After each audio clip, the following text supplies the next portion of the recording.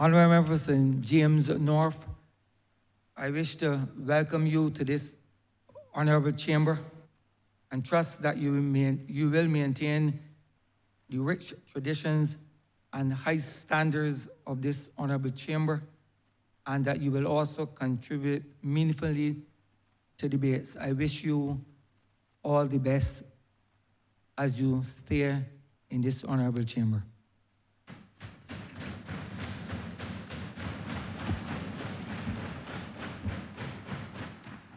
Honourable Prime Minister. Mr. Speaker, sir, it gives me immense joy, pleasure to be able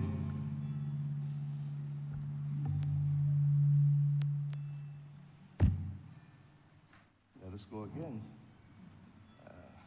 It gives me immense joy and pleasure, Mr. Speaker, to be able to welcome the Honourable Member for St. James North, whose name I shall not call in breach of the rules, but whose name is written now before where he sits, and whose name is imprinted upon the people of St. James North in a by-election that will be historic, if only because, as was stated, the confidence expressed in the Honourable Member really outstrips the performance and the confidence normally given in by-elections.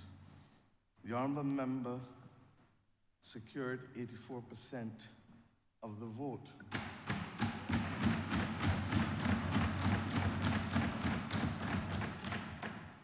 And even though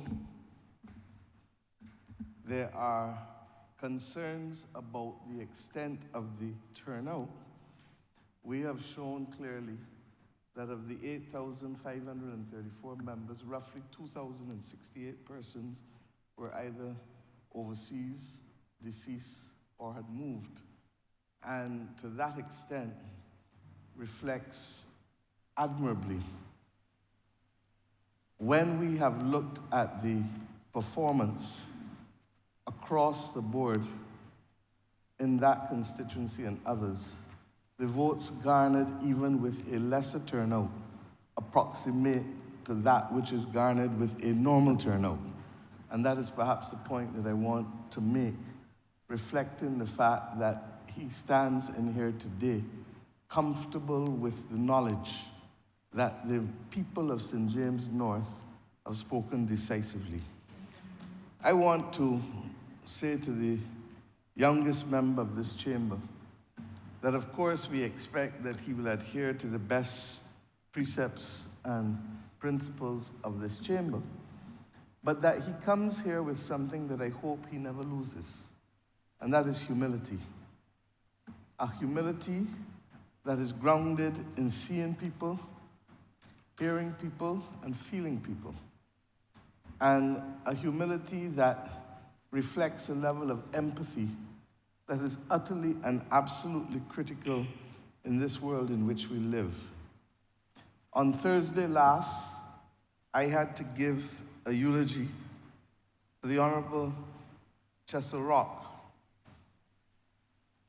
And I say honourable because that is how all of us felt about her. She didn't have letters behind her name, but in her period of time on this earth, 90 years, she left a mark on everyone with whom she interacted. It is my judgment that that is more important than any doctorate or any master's or any letters behind anyone's name. And it is actually against that backdrop that I would wish that the Honourable Member will continue the effort of educational transformation, understanding and appreciating. And only this morning I listened to Prime Minister Skerritt address the same issue in Dominica. That with the technology available, with the AI at our fingertips, we can have access to any information. And therefore what is important is how schools will build people, youngsters, to become discerning, to be wise, to know how to think for themselves, to ensure that they learn how to work with each other, collaboration, team sports in the schools, a sense of empathy. These are the things that will mark our ability to work and to move forward in this world that is rapidly, rapidly changing.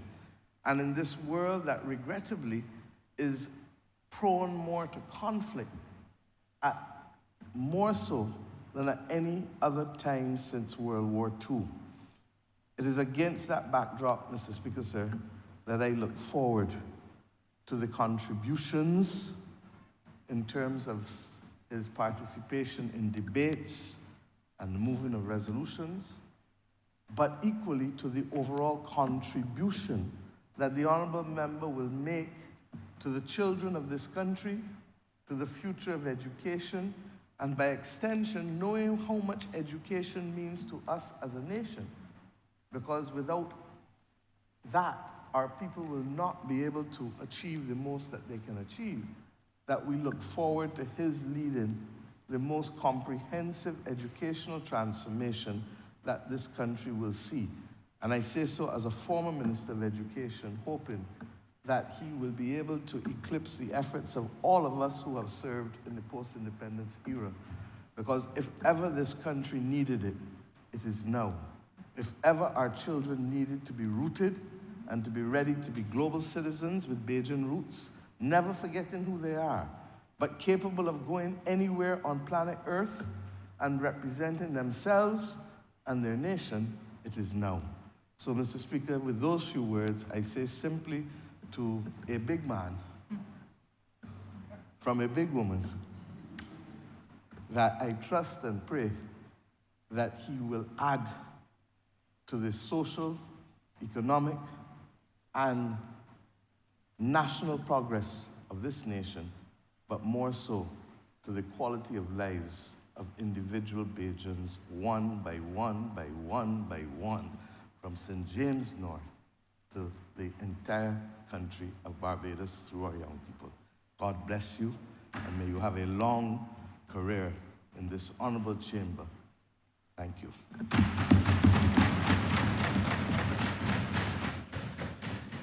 Honourable Leader of the Opposition. Good morning, Mr. Speaker. I'm obliged to you. Guided as I am by the finest traditions of this Parliament, and of course by my own good sense of grace and humility, I do join with the Honourable Prime Minister in welcoming the newest representative for the constituency of St. James North. I would say to him that, and I think he knows this, that for the past few hours, and many hours, I would have spent much time expressing the hope that the new representative for St. James North would have been seated to my left.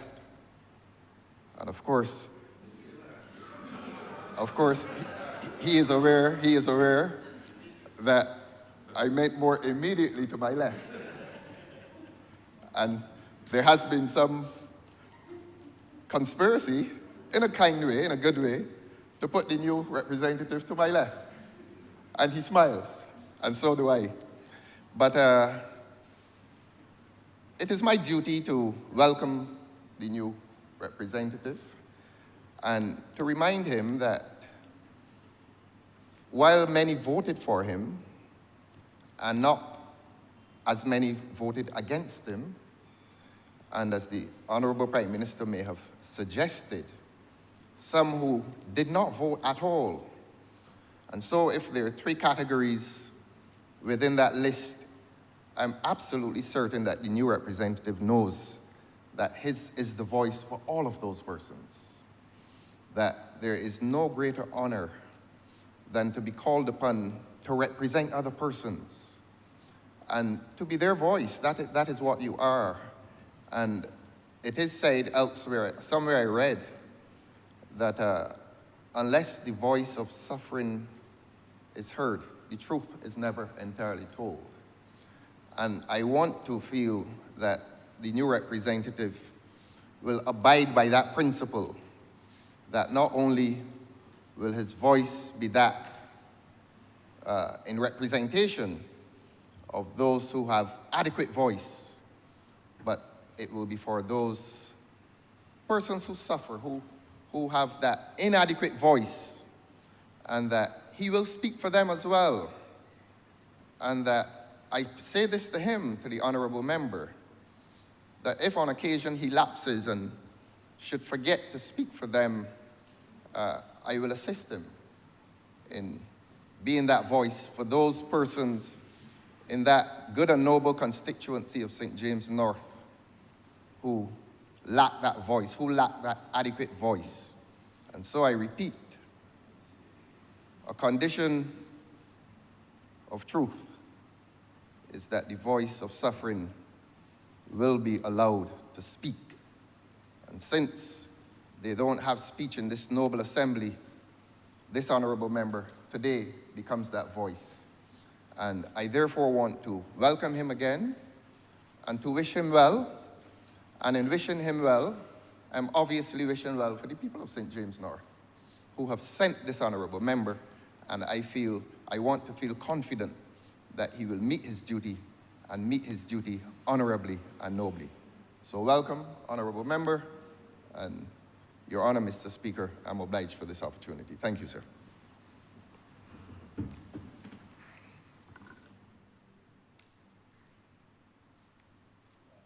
Honourable for St. James North.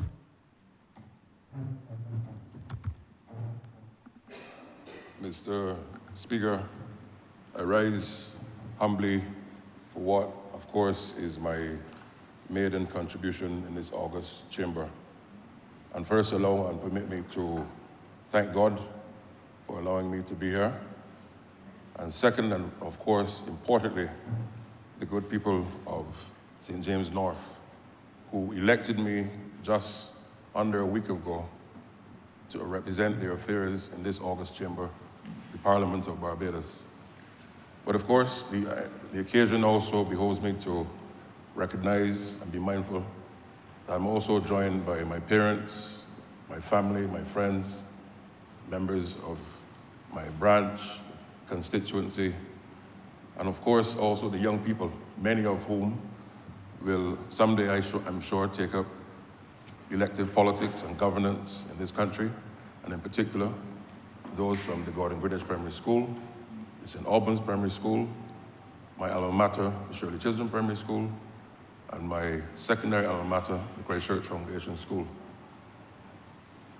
Let me also place on record the thanks that I have to our leader and Prime Minister, the Honourable Mia Amor Motley, for having the confidence in me, not just now in the context of the by-election and today, but a person and a woman who has nurtured me over the last 20 years and led me to know that public life is really about service.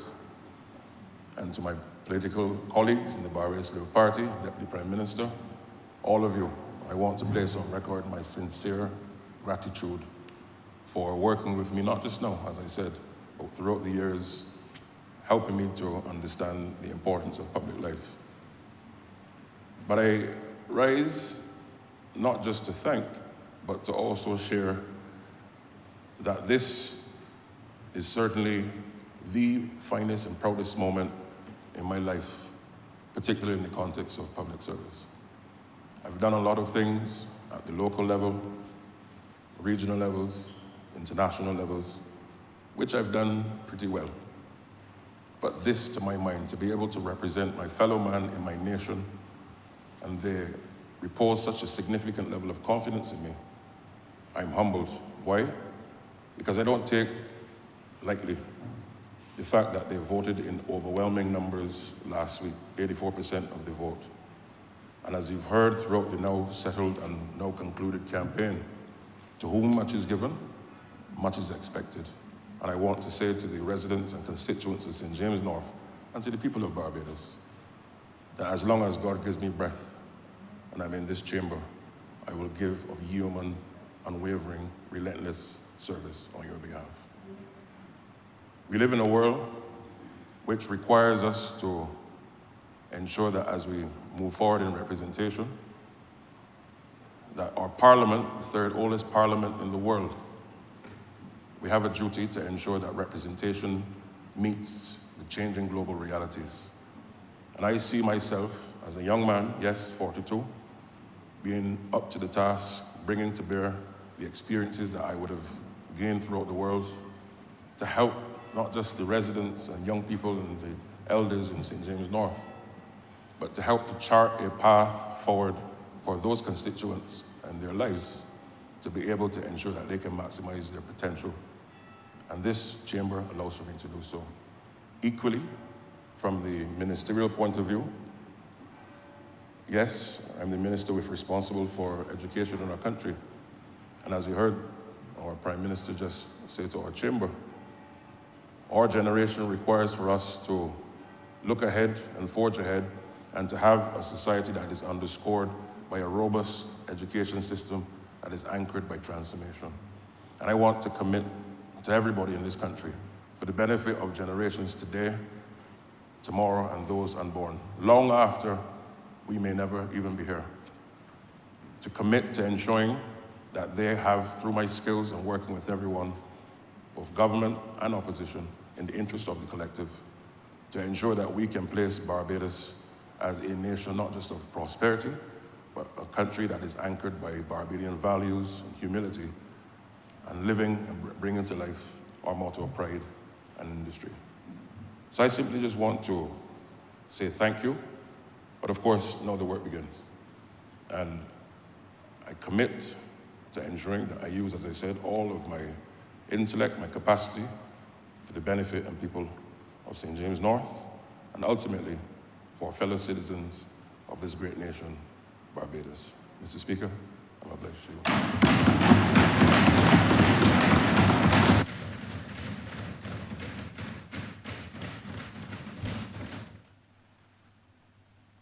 Minutes of the meeting held on Tuesday, May 13th, 2025 to be deferred.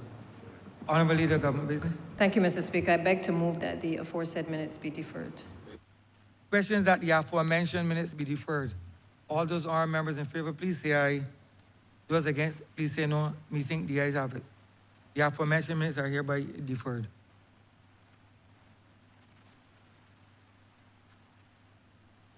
At this time, I want to acknowledge the presence of the students of the Gordon Greenwich Primary School, St. Albans Primary School, Shirley Chisholm Primary School, and the Christchurch Foundation Secondary School.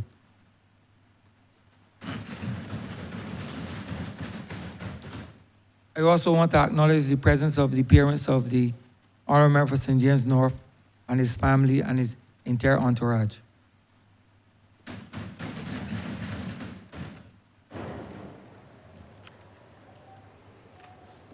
Petitions, messages from Her Excellency the President, papers. Honourable Leader, Government Business. Mr. Speaker, I'm commanded to lay the Public Officers Loan and Travelling Allowances Amendment Regulations 2025, as well as the report of the Parliamentary Reform Commission 2024. I'm also commanded to lay the Barbados Economic and Social Report 2024, as well as the 2024 Annual Report and Audited Financial Statements of the Central Bank of Barbados. Government notices, private members' notices, notices of questions, reports from select committees, first readings of bills. Honourable Leader, Government Business. Mr. Speaker, I beg to move the first reading of the Insurance Amendment Bill 2025. Questions that the aforementioned bill be read the first time. All those honourable members in favor, please say aye. Those against, please say no. We think the ayes have it. Statements by ministers, congratulatory and/or obituary speeches, personal explanations, motions for leave of absence, oral replies to questions, notices of motion for the adjournment of the House on matters of urgent public importance, orders of the day. Honourable Leader, Government Business. Mr. Speaker, I beg to move the suspension of standing orders 6, 16, 18, 20, 42 subsection 5, 43, and 44 for the remainder of the day's sitting. The question is that the aforementioned standing orders be suspended for the remainder of the day's sitting.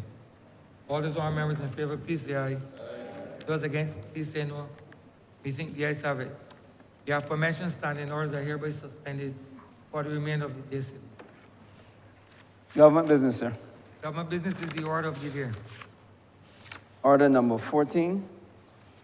In the name of the Honourable Minister in the Ministry of Finance and Economic Affairs, to move the second reading of the Insurance Amendment Bill 2025. Honourable Member Christchurch Central. Thank you very much, Mr. Speaker. I too want to join in congratulating the Honourable Member for St. James North on his election to this Parliament. And I know, like all of us, committed 7 years ago when I too was 42, to work hard on behalf of the people of Barbados, and long may that remain so, sir. Mr. Speaker, the matter before us today of insurance is a serious matter, given all that we have gone through, not just in the last 7 years, but given where the economic trajectory of Barbados has been, sir.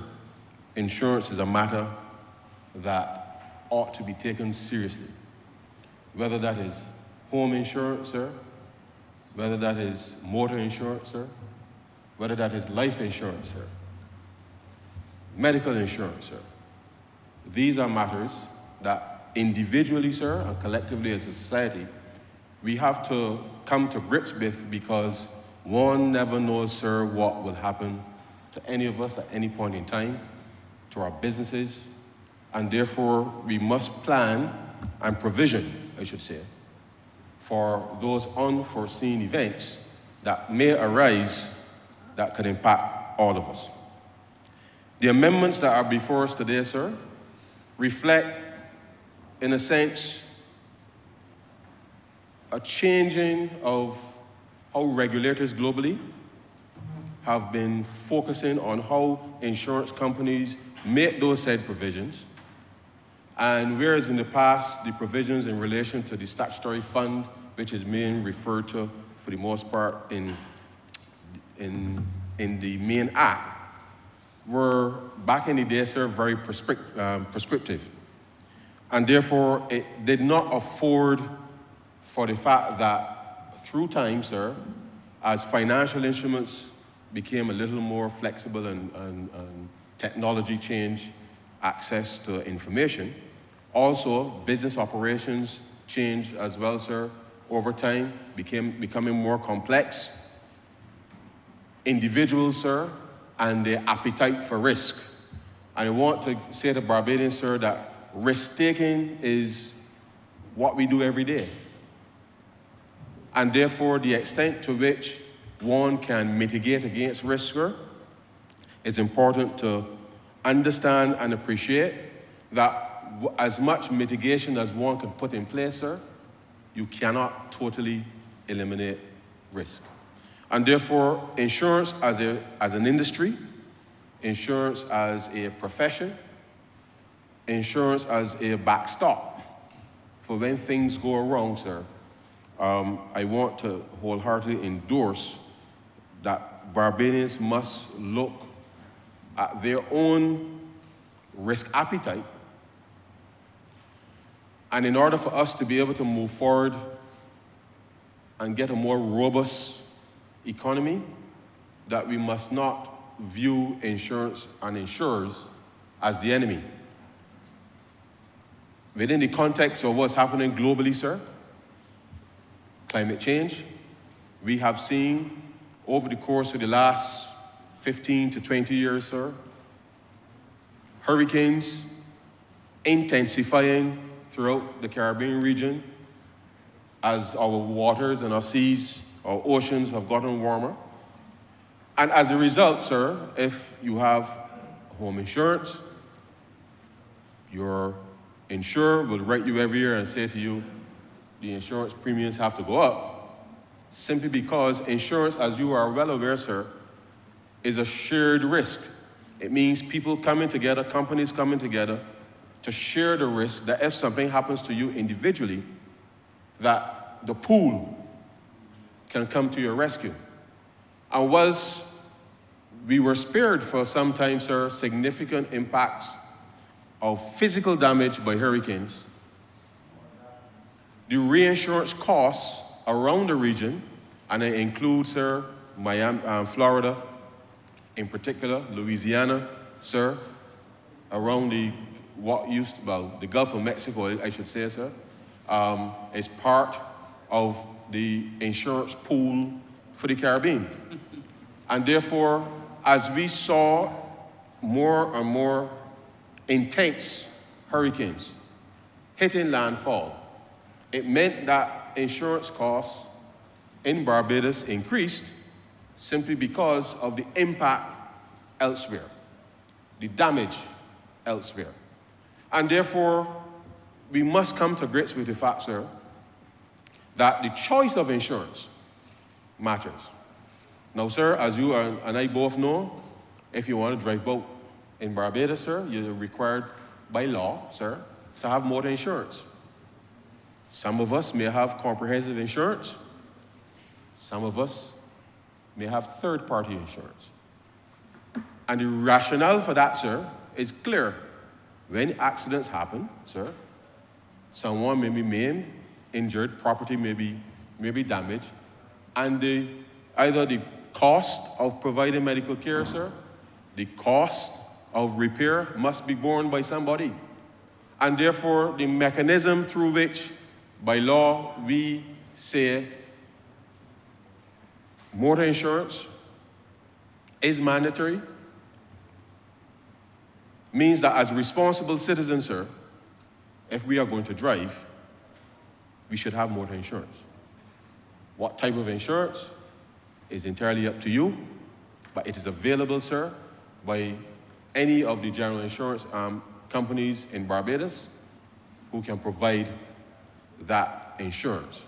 Now, sir, if you are a safe driver, and safe meaning, sir, you stop at all the stop signs, sir, you stop at the traffic light, sir, and I am one of those people, sir, that when you see when the day comes, that when your light is green, sir, and I fly in coming through my red light, sir, then I am posing a risk, an undue risk, sir, as we see every day, for accidents. And therefore, your driving practices influences, sir, how your insurers will rate you. So they will look at you, sir, and say, well, the speaker he's followed all the rules. They look at me, sir, and see that all my traffic tickets and everything is in the red. And therefore, they will price my insurance accordingly because I'm driving, sir, like I make myself. And therefore, the risk and cost, sir, associated with that is purely based on my own behavior and not necessarily of any other person in the community. And therefore, our behaviors, sir, equally determine how much you will pay. And therefore, it is important to understand that the insurance company, sir, when they write me and tell me, well, honorable member, your no claims bonus is no longer relevant because every few weeks you get in an accident, you're running through red lights, you're doing these types of things, sir, then I can't call and curse and complain, sir, when my premium goes up because that is my behavior that has driven the cost. And therefore, it is important to understand that each of us, whether by way of any type of insurance that we may purchase, there is some responsibility that we bear, sir, with respect to the price that we pay. And therefore, your behavior drives that a significant part of the time. There are other times where there are external factors, sir, that can drive the cost. Thank you. And therefore, understanding the risk that you're posing to those around you in that context, sir, is critical so that you understand that if I get into 5 and 6 accidents when the year comes, sir, causing me to have to make a claim to the insurance company, it means that the insurance company, sir, has to, in the context of the industry, sir, release reserves to cover the damage, sir, against your car, the damage, sir, against your house, the damage, sir, against the light pole that is providing lighting for people in the country, sir, damage to any property or person, sir, that I may cause. And therefore, when it comes time for me to renew my insurance, sir, then naturally, sir, the insurance company is going to say, well, I can't cover you anymore at the same price simply because, sir, your driving behavior is too risky to price the same value as you. And therefore, sir, the statutory fund and everything that is associated with what insurers must hold in reserve to cover any associated claims and costs that may arise, obviously is drawn upon. And therefore, it is something that we must understand and appreciate, that the insurance company, sir, in the main, sir, is not some boogeyman out there that is looking to take money from people and don't honor the claim, sir. The reality is that there is a pool of resources that we all contribute to, sir, that are intended to be able to bring relief when you need it most. And I believe, sir, that as we go through not just these specific amendments today, but I think as Barbadians think about how do you offer more protection for your family, whether that is life insurance, whether that is an annuity, whether that is you being able to purchase a registered retirement saving plan, or any of those facilities that are available for persons to access. Medical insurance. What type of medical insurance do you want to be able to purchase for you and your family, sir? And therefore, if you know, sir, that you are going to make a claim every time you go to the doctor, sir, for routine things, that too influences the claims record. And then when it's time then to get something major done, sir, you've already made such frequent claims to the insurance company that the coverage that you purchase, sir, the coverage that you purchase is no longer, let me say relevant, but the amount that you purchase, because you've made so many claims with respect to that, it doesn't give you the coverage that you thought you would have had initially. And that is something that we must understand, sir, that the purpose of insurance is really when you genuinely need it. So you have a choice, sir.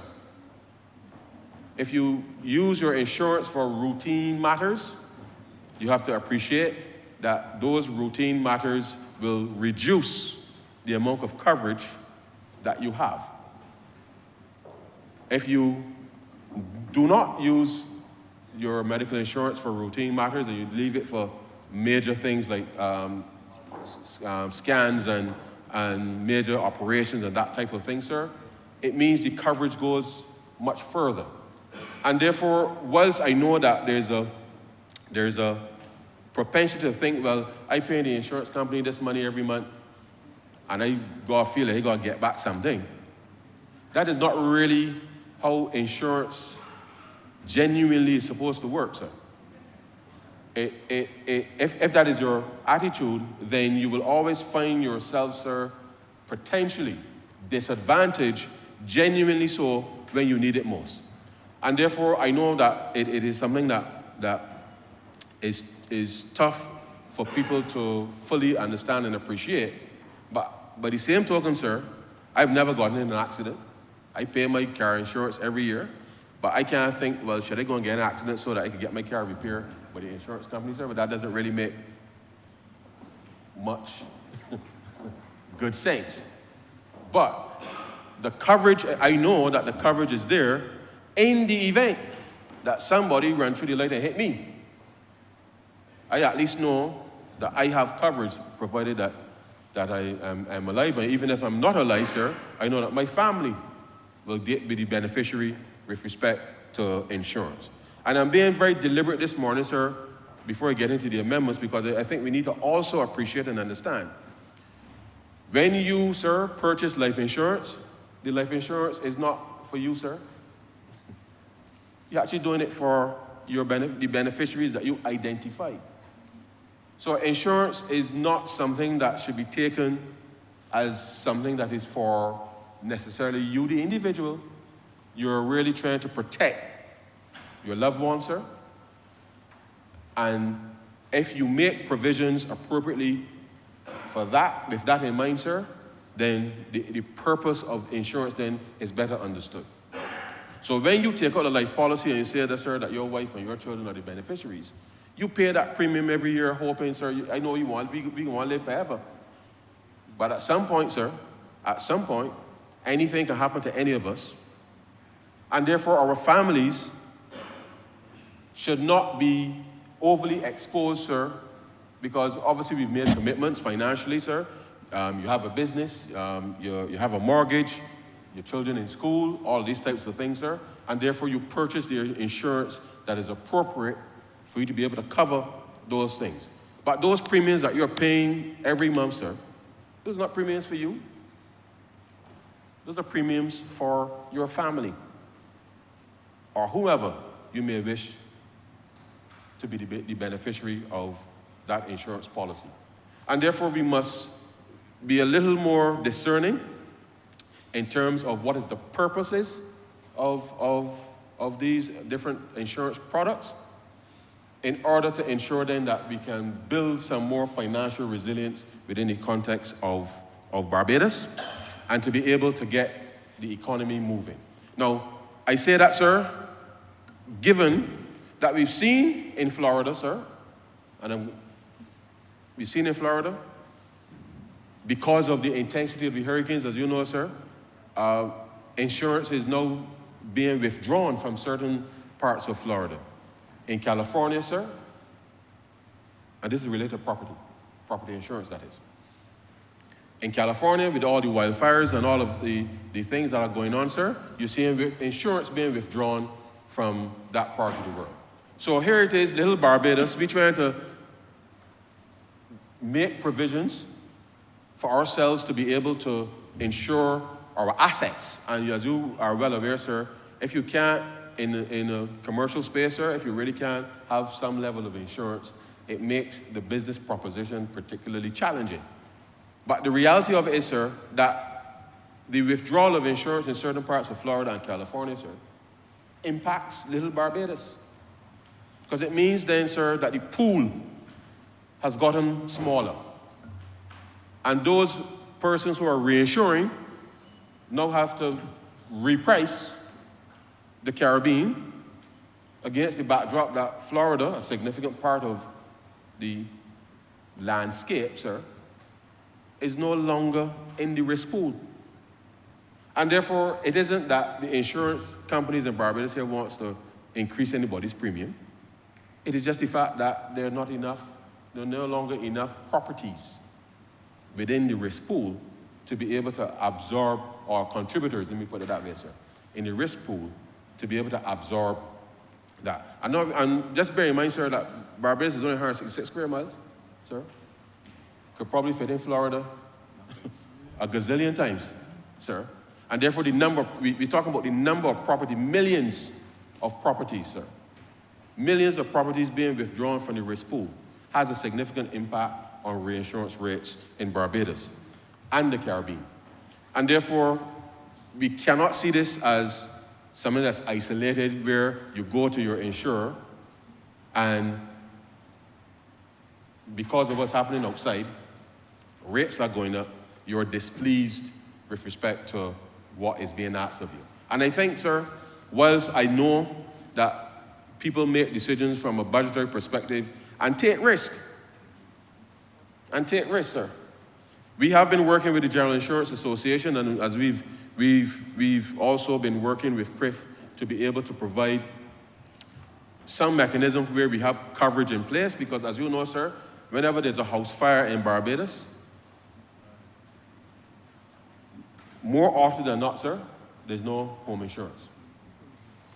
And that causes a significant amount of displacement with respect to those persons. And it's something that we want to avoid. And that's why we have made provision within the context of the revised catastrophe fund to the Resilience and Regeneration Fund to be able to be more proactive, sir, with respect to where we can build resilience in that space in order, sir, to reduce the dislocation that would ordinarily occur, sir, when there's a house fire. And therefore, purchasing insurance, whilst in of itself, sir, is a safeguard, the insurance in of itself, sir, does not and cannot necessarily prevent the catastrophe. But at least it can help with the recovery after the catastrophe, sir. And that is why it's important, sir, to appreciate that what we do, sir, how we live, influences the risk profile that the insurer or the underwriter, in the case, sir, of the entity that is going to provide the insurance, will rate and determine what price or premium you will pay for said insurance. Now, as I started, sir, we have seen a significant evolution of work being done in the insurance industry in the last 10 to 15 years. I'll speak very quickly, sir, of the fact that IFRS 17, the International Financial Reporting Standard, sir, 17 has been brought in. Solvency II in the UK and Europe, sir, have been in place now for about 10 to 15 years. Forcing a change in behavior of insurance companies, particularly life insurance companies, because a life contract, sir, is intended, obviously, to give you a payout, sir, assuming that all of us live a reasonably long life, sir. The idea of life insurance is that you're paying your premium, sir. You might, if life expectancy, sir, is 70, 70, as they say in the Bible, 70, sir, and you start working at 25 when you purchase a life insurance policy, then if you live to 70, it means that the insurance company can get a fair amount of premiums out here. And when you reach 70, sir, or 71 or 72 or whatever, that they will pay out to your family having received a significant amount of premiums from you. I mean, it's insurance. Now, of course, at any point between 25 and 70, sir, we might very well expire at any point in time. And the insurance is there to pay your family to help ease the pain, sir, of your absence from their lives. Because outside of grief, genuine grief, sir, typically when people pass away, there are a lot of bills.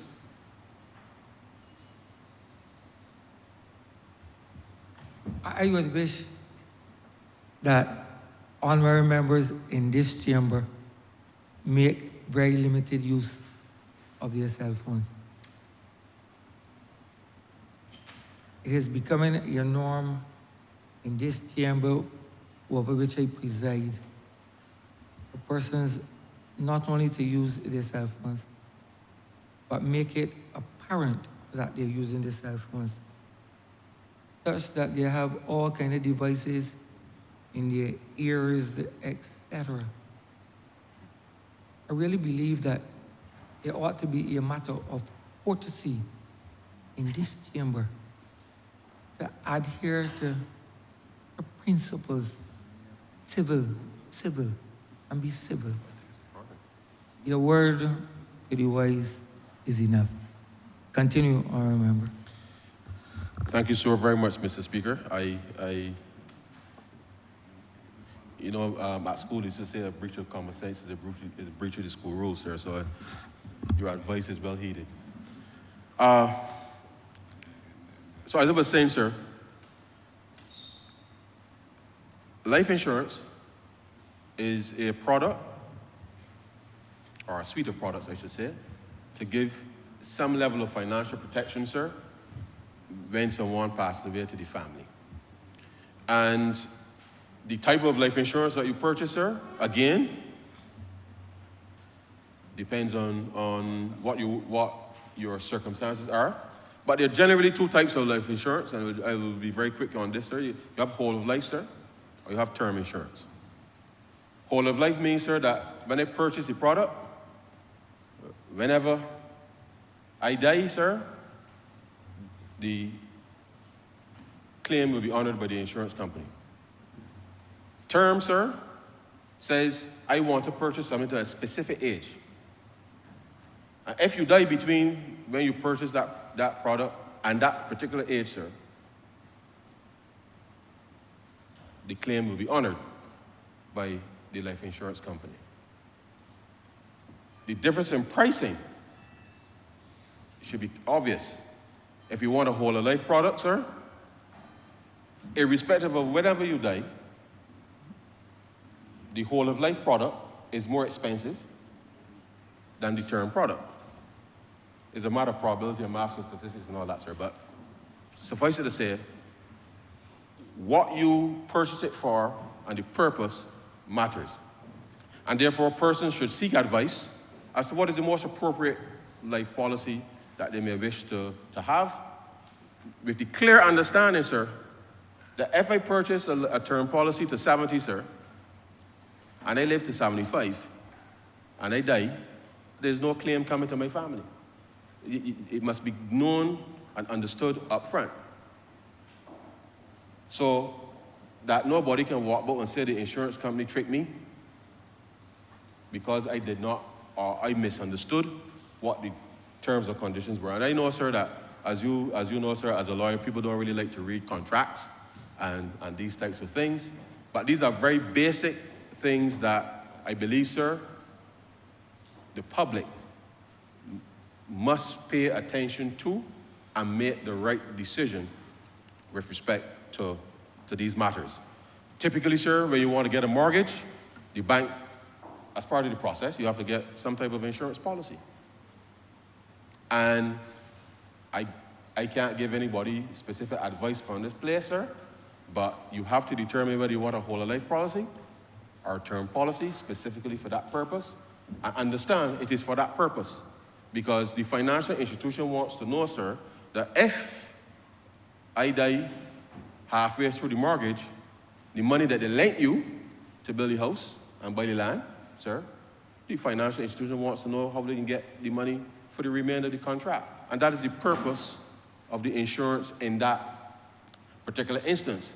Because, sir, if all of us in this chamber today, we are all depositors in the financial institution, sir, and all of you decided to lend me some money to buy a house, at the end of the day, sir, it's your deposits and all ours in here that I have to pay back over time to make sure that everybody in here, sir, everybody's whole.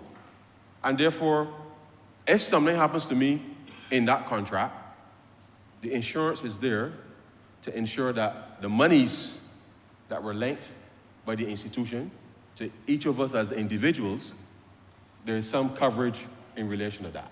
And therefore, these are some basic, very basic principles, sir, that allows all of us to be able to improve our lives, sir, improve our lives in a very credible way, because the financial system, sir, is geared to be able to give some measure of relative certainty to the fact that, one, we might want to start a business, and if you start a business, sir, that is dealing with a lot of chemicals and that type of thing, sir, then you would expect you need a different level of insurance, sir, than if you're doing the business that cut in here.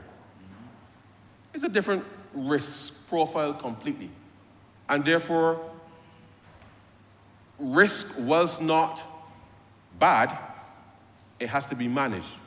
You have to put mitigating measures in place. So if I build my house, sir, and don't put on hurricane straps, and you build your house, sir, and you put on hurricane straps, when the underwriter comes and look at my house versus yours, sir, they're going to say, well, I have to offer the speaker a cheaper insurance premium because the speaker has made an additional effort to try to make sure the roof don't blow off.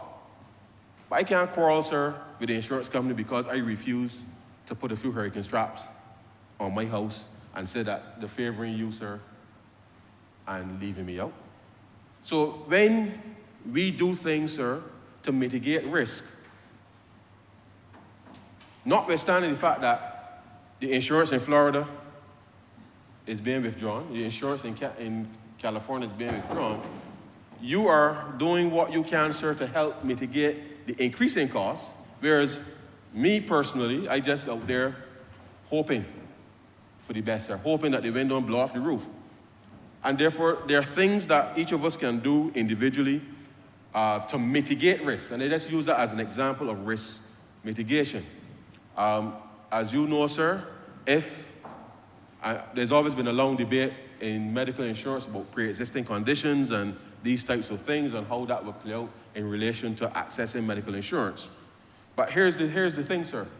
When you go through the underwriting process, so you want to go and get some medical insurance, they can send you to the doctor.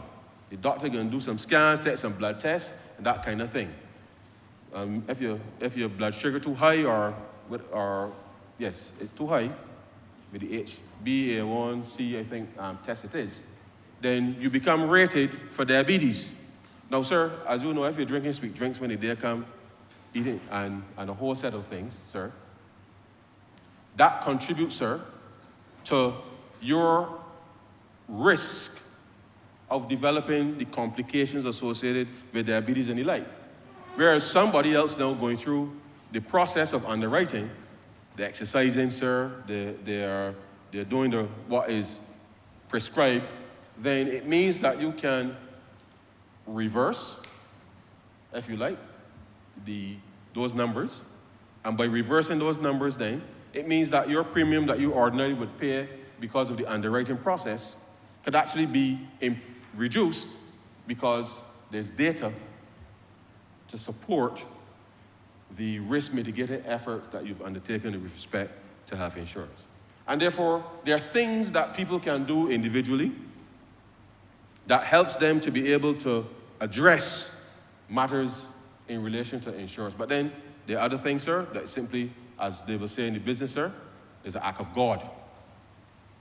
Category 5 hurricane comes, sir, rip up the whole place. Whole place rip up. So it don't matter whether you got insurance, sir, or they ain't got. The whole place rip up. Whole place rip up.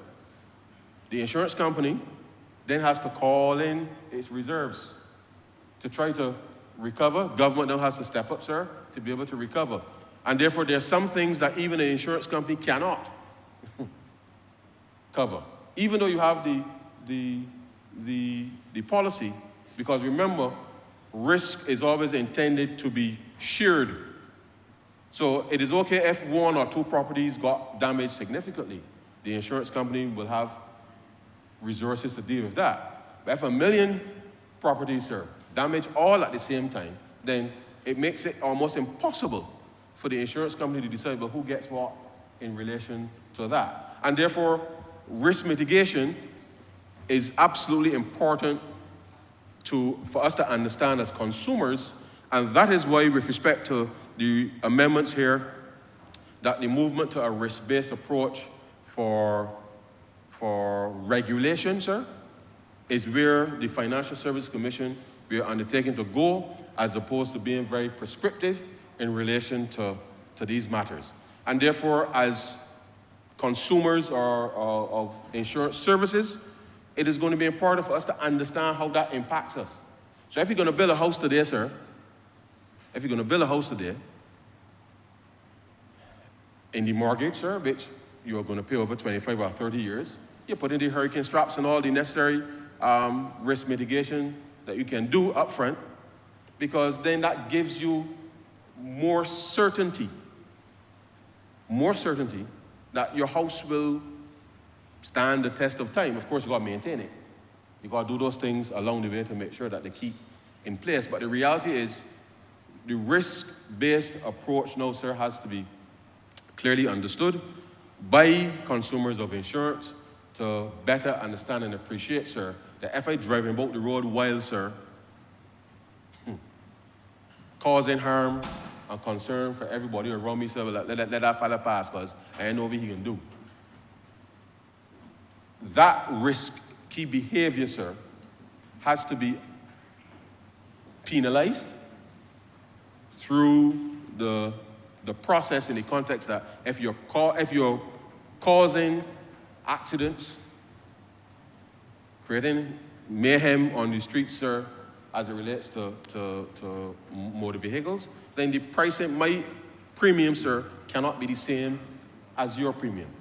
And therefore, that is something that we have to understand and appreciate. And at some point, sir, it could get to the point where insurers say, well, I ain't insuring that fella because he's getting too much accidents. And one insurance company said, well, I'm not going to take the risk with him because he's getting 5 accidents every year. So within the context of reassuring, then you will find that your behavior can influence the access to these services. And it is not something that you want, but it could be one of the inevitable consequences in relation to matters of insurance. And therefore, it is important that we understand, generally speaking, that we're talking about how we share risks, how we manage risks, how the insurance companies invest the premiums that you pay responsibly, such that whether it's a short term, meaning motor vehicle, or home insurance of those matters, short-term insurance, vis-a-vis long-term insurance like life insurance and annuities and those types of things where you're looking for a long-term matching of liability, sir, that the insurance company must invest the premiums that you pay to get the appropriate rate of return that when the claim arises, that they can pay. Now, in general insurance, sir, it is more likely than not that a significant proportion of people will go through life, sir, without having to claim against the property for anything. It is likely. It is also likely, sir, that most of us who drive on the roads when the day comes, sir, will not likely have to have a claim against our motor insurance. It is likely. And therefore, how you provision to cover that is very different from how you provision, sir, where all of us in here take out some type of life insurance, and all of us will die. Of course, we will die at different points unless there's some catastrophe that happens and causes a bunching. And it is that bunching of deaths that could create problems with respect to the rate of return for the life company and how you can be able to pay those claims. And it is not those types of scenarios, sir, those types of scenarios can arise, but to the extent that the ability for life companies to be able to pool and invest is where the risk-based approach and the types of areas that they can invest in is important. Now, let me, sir, come to a matter very quickly, and just permit me, sir, because my staff sent me something just now. You would recall, sir, one of the glaring things that remained completely unresolved when we came to office in 2018, sir. There was a matter of an insurance company in this country, sir, that had failed. And thousands of Barbadians, sir, thousands of Barbadians were unclear as to what would happen to the monies that they put in that insurance company. The previous government, sir, dithered for years, with no clear resolution in sight either from a regulatory perspective, sir, or a fiscal perspective. But in the end, in the last gasp attempt to try to bail out a few people, they committed this country, sir, to $600 million of taxpayers' money to bail out an insurance company, with only $60 million in assets being placed at the disposal of Barbadians to use. Now, sir, I've said this in this chamber before, and I find it extraordinary, sir, because who would not take $600 million in exchange for 60? I mean, it is an extraordinary rate of return by any stretch of the matter. As a matter of fact, it makes these blessing circles and things that I got going around now look like Sunday school. I was like Sunday school. $600 million in exposure to the taxpayers, sir, in exchange for only $60 million in assets. And thousands of Barbadians, literally, sir, in financial distress. Financial distress. That is what the last government committed taxpayers to in this country. A totally private transaction. The government had no business in it. The government had no shares in the company, sir. Nothing of the like. Nothing. But yet, a commitment was made in this parliament, in this very chamber, by the last government to bail out this insurance company. Now, I must say to you, sir, at the time of the attempt, they had no way of understanding how it was going to pay that $600 million. It was there on paper, but there was no clear sense as to how this thing was going to be paid. None. We came into government, sir, and for those who keep talking about debt, sir, part of that debt that they keep talking about, sir, $600 million of that was their commitment to a private transaction for a private company. They didn't thinking about no policy holders, sir.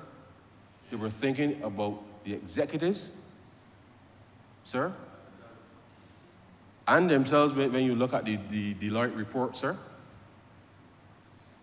that was their motive. Exposing taxpayers to $600 million.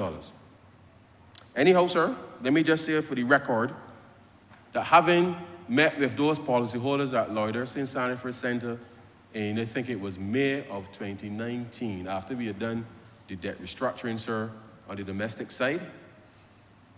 And I remember the night well, sir. Thousands of people showed up in search of relief. Some people, regrettably, sir, had died. And once you purchase a life policy, the claim could not be honored, sir, because of what was happening with the then government and the then executive of that insurance company. It was a shame, sir. A shame. I would not want in any way for Barbadians to think that there's anybody who is walking about this country today talking about the amount of debt that the government has to misunderstand or misrepresent or misunderstand what I'm saying in this chamber. This government, inheriting a complete financial mess, had to find ways to finance the development of this country, sir. We didn't go looking to finance and bail out, sir, any private company in this country. Every single debt that we have issued has been to improve the delivery, sir, of goods, public goods and public services in this country, to invest in the future of Barbados, sir, and to give to taxpayers, sir, the certainty, sir, that this government, that we were looking after their interests. It wasn't the interest, sir, of any executive. It wasn't the interest of any company. And therefore, what I want to share with you, sir, in the chamber today is just to remind, so just permit me, sir, to look at my phone because it's on my phone here, sir. To share with the chamber, sir, that we issued to sort out this $600 million debt that the last government issued on paper. They had no way of paying it, sir. But we were able, sir, to take that $600 million, effectively restructure it, sir, to $414 million. We issued $163 million, sir, in Series B5, $149.74 million, sir, in Series I. British American bonds, sir, $93.2 million. And you remember there was a little part of the portfolio that was sold to Sagicor, sir, Baco to Sagicor. The honorable member, I am sure he would remember when we were in this chamber debating and dealing with all of those things before he decided to go on the other side.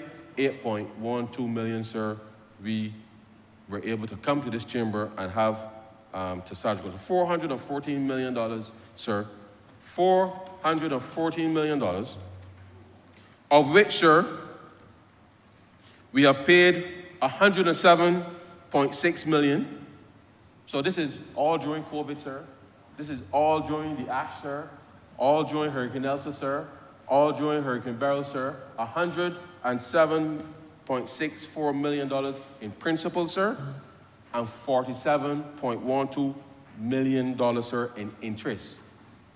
To bring relief, sir, to thousands of Barbadians that the last government left holding a piece of paper, sir, that was worth nothing.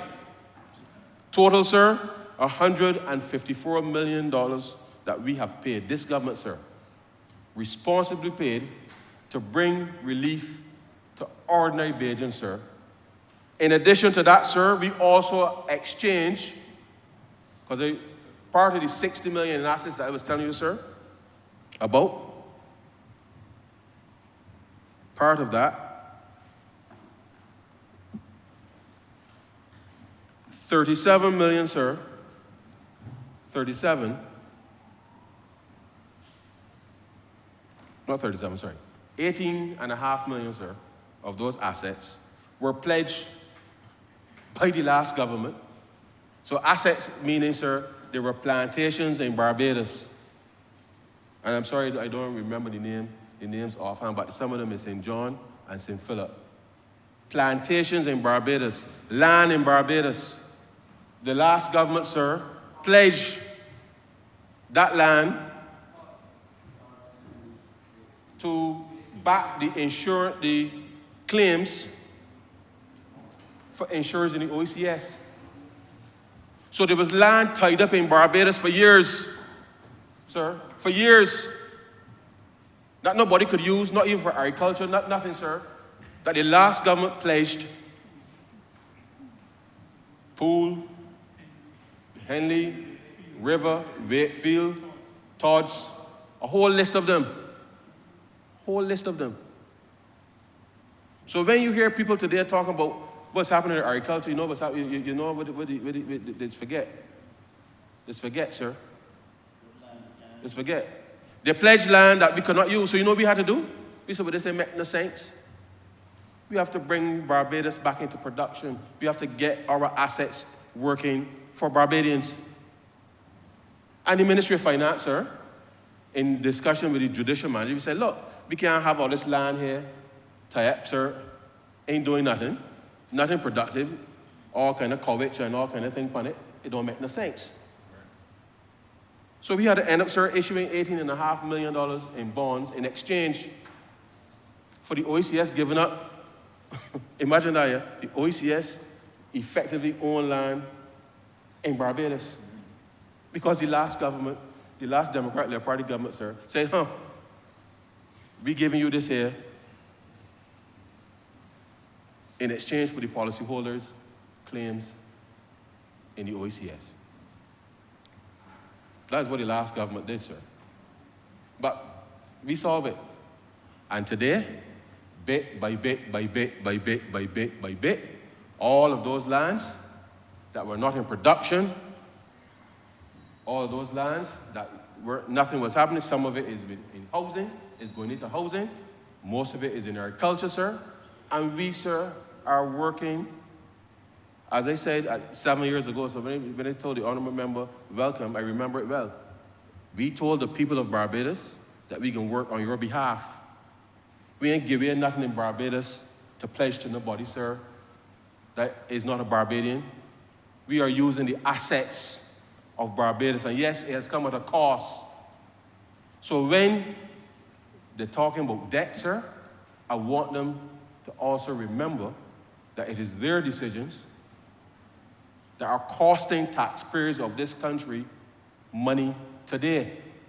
But the Barbados Labour Party, in honoring those commitments, sir, we clean them up. So this matter of insurance and how it's regulated, sir, how it's regulated is important. And that is why, as I said earlier, IFRS 17, this risk-based approach, perhaps if it was available in 2008 or 7 and 8 and before, we may not be having this conversation today. But we know what is in place today, sir. The Financial Services Commission is strengthening its supervisory capability. There's a lot more technology being deployed with respect to how insurance is being managed. And therefore, I can give the country the assurance that unless some unforeseen event happens, that our regulatory framework, sir, stands strong. I know that later this year, the Central Bank, along with the Financial Services Commission, working with the World Bank and the IMF, will be doing a financial sector assessment again for not just insurance companies, but for the entire financial sector, to see where we stand in relation to the things that we have done under this very IMF program, sir, where within the same said insurance sector, we have seen now insurers now have to model and do scenario testing to reflect the fact that climate change is a reality. And therefore, those are things that as we have rolled out over the course of the last few years will allow us then to have more effective supervision, sir, of the insurance sector, but whilst at the same time, sir, being able to open areas for opportunities and growth. And so this or these interventions, sir, have been done in a way, sir, that allows our financial system, sir, to be more robust. And we, on this side, sir, are cognizant that you have to be flexible in an environment, sir, that globally is clearly unfolding, and therefore that evolution of the external environment, sir, we must make sure that we have the right data, we have the right partnerships, we are working cross-border to ensure that there's closer collaboration between regulators in Barbados, regulators across the rest of the Caribbean, and even globally. Because it doesn't make sense, sir, for us to not have those working relationships, because with the best will in the world, sir, if you only invest in Barbados, you won't get the rate of return given the scale and size of specific projects. You simply will not get the rate of return. And therefore, by allowing insurance companies and others to invest outside of Barbados, it means that the regulators must have a working relationship with other regulators to understand that what you're investing in as they would say, sir, are bona fide, and that people are going to try to scam people with all these things that are going on about the place. And therefore, working cross-border with different regulators, sir, is important, and that is the framework that has been set up, because out of the experience that we saw with the demise of CLICO here in Barbados, and how that was allowed to be partitioned, cannot happen again, sir.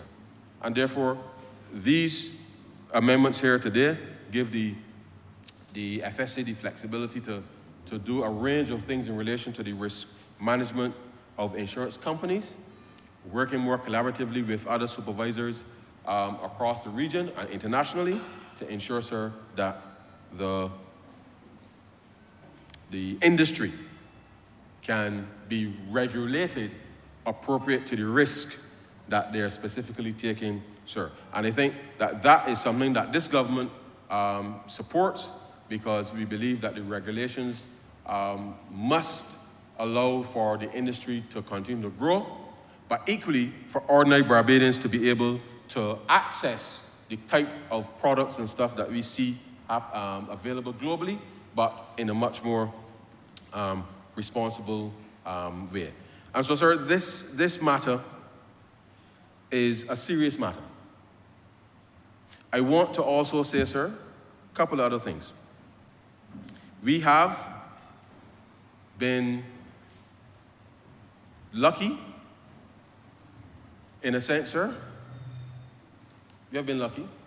One of the, and this is not an advertisement by any stretch of imagination, sir, but I think one of the slogans of one of the insurance companies in Barbados is always there when you need us most.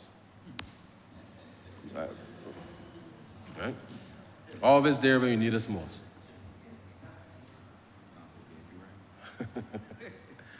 And I reflect, sir, on recent happenings. And I must say that when I look at the history of Barbados, the economic history of Barbados, sir, the political history of Barbados, there has not, certainly not in my living memory, sir, and I am only, as I said, if I am 49 now, but in my living history in Barbados, sir, I have never known a time when the Democratic Labour Party, sir, was in power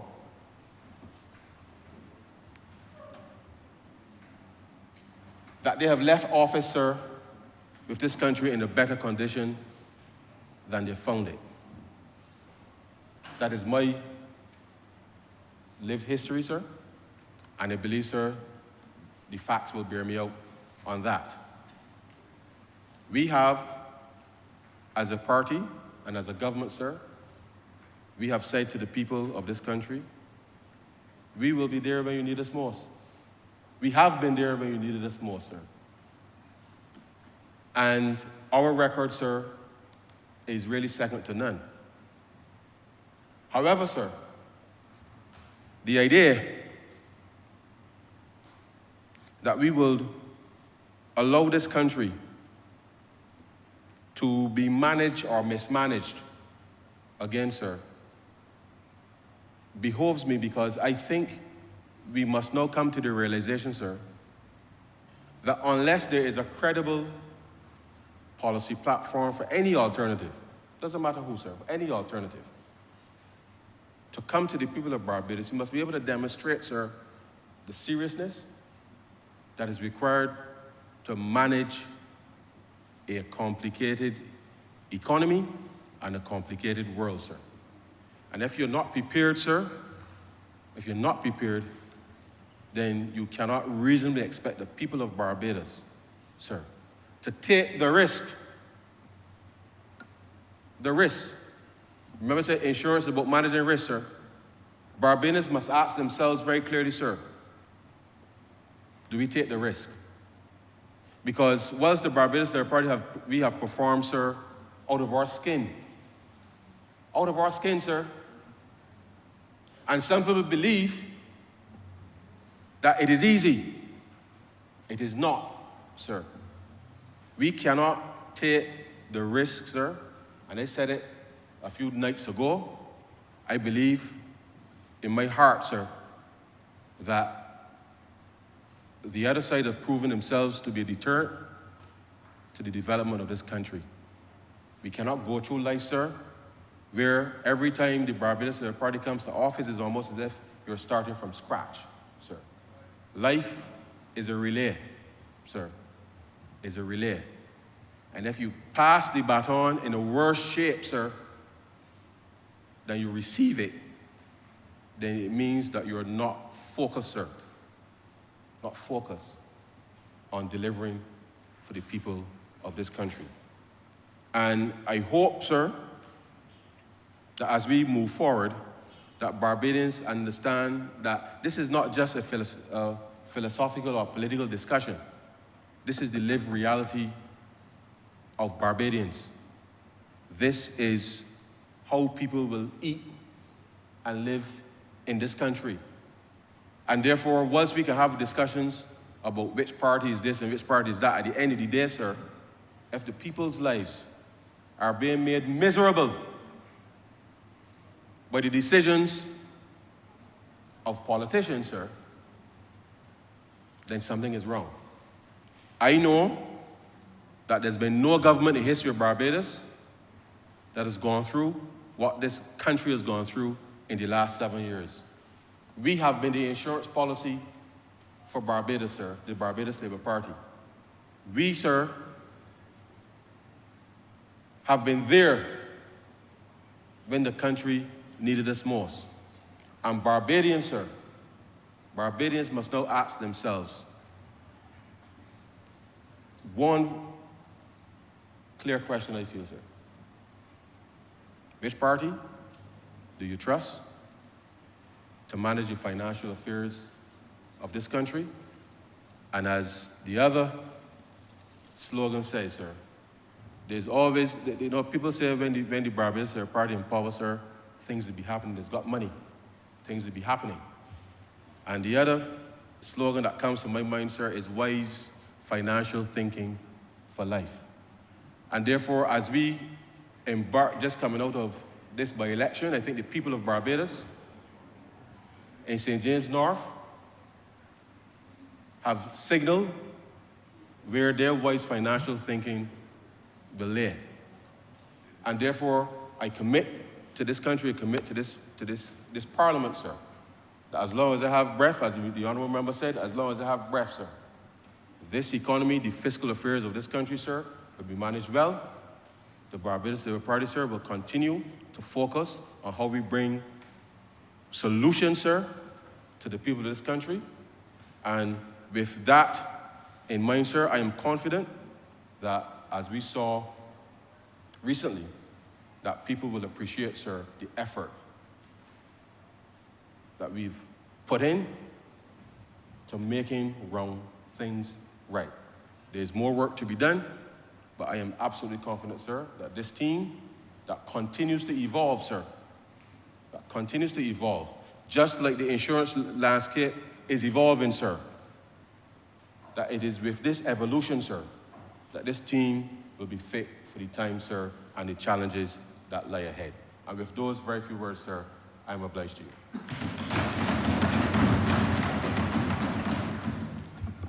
I beg to move, sir, that this bill be read a second time. Honourable Member for Christchurch West. Thank you very much, Mr. Speaker. I beg to move that this honourable chamber be suspended until 20 minutes past 2. The question is that this honourable chamber be suspended until 2:20 p.m. All those honourable members in favour, please say aye. Those against, please say no. Meeting, the ayes have it. This honourable chamber stands suspended until 2:20 p.m.